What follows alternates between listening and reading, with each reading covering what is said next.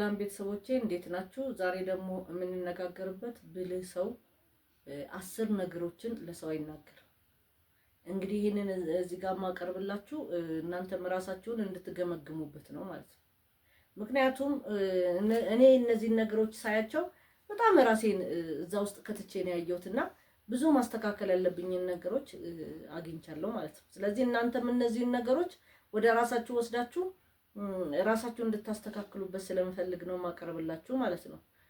ይሄንን ፕሮግራም ወይም ደግሞ ይሄንን ዩቲዩብ ሰብስክራይብ ያላደረጋችሁ ሰው ሰብስክራይብ እንድታደርጉ በፍቅር እጠይቃችኋለሁ። የመጀመሪያው ያለፈ ስህተታችሁን ለሰው አትናገሩ። ያለፈ ስህተታችሁ እናንተ ብቻ ናችሁ ትምህርት ልታገኙበት የሚገባ ማለት ነው። እናንተ ብቻ ትምህርት ልታገኙበት ይገባል።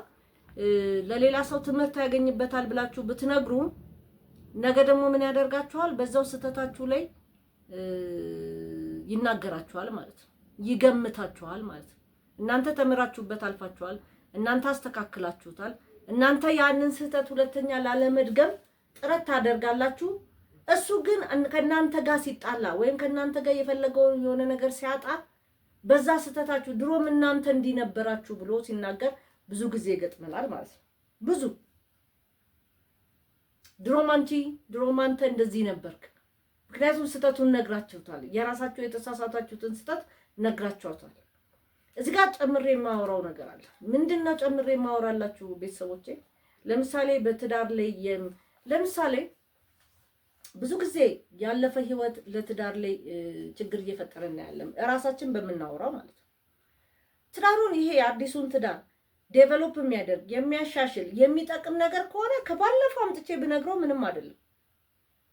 የማያሻሽለው ነገር ወሬ ብቻ ሆኖ የሚጠቅምን ነገር እንነግረዋለን ወይ እንነግራታለን። ከዛ በውስጧ የሰማች ቀን እህ ብላ ትሰማለች፣ እህ ብሎ ይሰማል። ልክ ነገር ሌላ ነገር ሲከሰት እናንተ እኮ እንደዚህ ናችሁ ይላል። ስለዚህ በባልና ሚስት መሃል የባለፈው ህይወታችሁን ይሄኛውን ትዳር አሁን አዲሱን ትዳር የሚያሳድግ የሚጠቅም እስካልሆነ ድረስ አታውሩ። የድሮ ባሌ እንዲህ ብሎ ነበር፣ የድሮ ሚስቴ እንዲህ ብላኝ ነበር፣ እንዲህ ሳረግላት ትወድ ነበር፣ እንደዚህ ሰውንላ እንደዚህ የሚባል ነገር በፍጹም በጣም መጠንቀቅ መቻል አለባችሁ ማለት ነው። ትጠይቃችኋለች። ያው እነሱ ወሬኞች ናቸው። የባለፈው ትዳራችሁ ላይ ለምን ፌል እንዳረጋችሁ ወይ ጓደኝነት ላይ ለምን ፌል እንዳረጋችሁ ይጠይቃሉ። ምክንያቱም ትምህርት ለማግኘትም ሊሆን ይችላል። በኋላም ደግሞ እኛን በዛ ታሪካችን እያስፈራሩ ዝም ለማስባልም ሊሆን ይችላል። ሁለት አይነት ነገር ስላለው ማለት ነው። ስለዚህ ያለፈው የጓደኝነት ይሁን የትዳር ህይወታችን ላይ ፌል ያረገበትን ምክንያት ወይም ደግሞ አብረን በትክክል እርስ በርስ ተቀባብለን የኖርንበትን ነገር በአጠቃላይ መንገድ ጥሩ አይደለም ማለት ነው።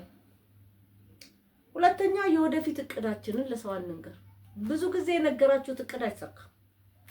እሄዳለሁ እንኳን ብላችሁ የሆነ ቦታ ስታስቡት አይሳካም።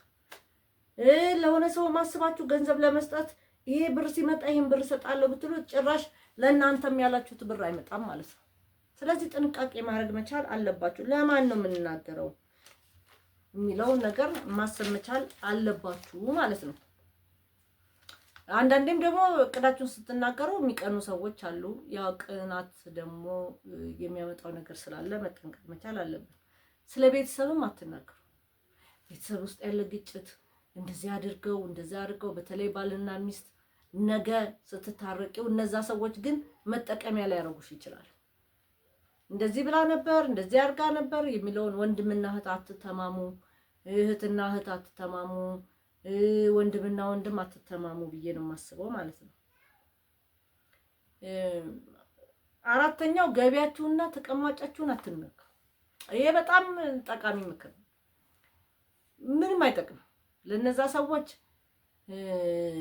ለምሳሌ ገቢያችሁ በጣም ብዙ ቢሆንና ገቢ ይሄን አገኘው ቢባል አንደኛ ነገ ሲቸግራችሁም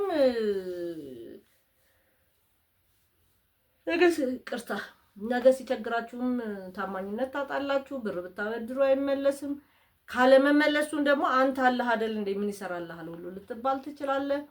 በጣም ብዙ ችግር አለና ተቀማጫችሁም እንዲሁ አትናገሩ። አለበዛ ደግሞ ብዙ ብድርም ጥያቄ ታበዛላችሁ ማለት ነው። አምስተኛ ማን ወዳጃችሁ ማን ጠላታችሁ እንደሆነ እንዳለ አትናገሩ። እከሌ ወዳጄ ነው እከሌ ጠላቴ ነው አንበል ማለት ነው። ሰሚው ሪቨርስ ሊጠቀምበት ስለሚችል ራሳችን መያዝ አለብን። ስድስተኛ ያው ራያችሁን አትናገሩ።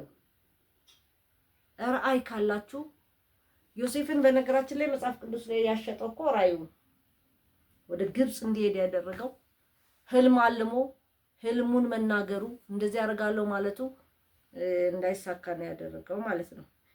እና እንዳይሰረቅብህ መናገር መቻል አለብህ ማለት ነው። አለመናገር ነው መናገር አይደለም። የስኬታችሁንም ሚስጥር አትናገሩ። ምክንያቱም አለመሳካት ሌላ ጋር ስላለ አይደል እናንተ ስኬታማ የሆናችሁት። ሚስጥሩን ከነገራችሁት ማን ይደግሙና ሁሉም ሰው ባለ ውጤት ይሆናል። ችግሮቻችሁን ወይም ድክመታችሁን አትናገሩ የሚረዳ ሰው ስለሌለ። ጥናት እንደሚለው 70% የሆነ ሰው በችግሮቻችሁ ይደሰታሉ። አጠገባችሁ ካሉ 70%ቱ እናንተ ጋር ችግር ስለደረሰ ደስተኞች ናቸው። 20%ቱ ከሰሙ በኋላ ትዝ አትሏቸው። እንደውም እነዚህ ይሻላሉ ትዝ አትሏቸው ማለት ነው። 10% ብቻ ይጨነቃሉ ማለት ነው የኛ ጭንቀት ሰምተው። ስለዚህ መናገሩ ችግራችንን ምንም ጥቅም የለውም። ጥንካሬያችሁንም አትናገሩ። ጥንካሬያችሁን ለማንም ሰው ለፈለገ ሰው ቢሆን ጥንካሬያችሁን አትናገሩ። 10ኛ ስለ ሰው አትናገሩ፣ ሐሜትን አትናገሩ ነው። እነዚህ ነገሮች ተግባራዊ እንድታደርጉ እጋብዛችኋለሁ ቤተሰቦቼ። ራሳችሁን መርምሩበት፣ ራሳችሁን ይዩበት። ስለዚህ ወደ ትክክለኛው መንገድ እንድትመጡ ይጋብዛችኋል ብዬ አስባለሁ። አመሰግናለሁ።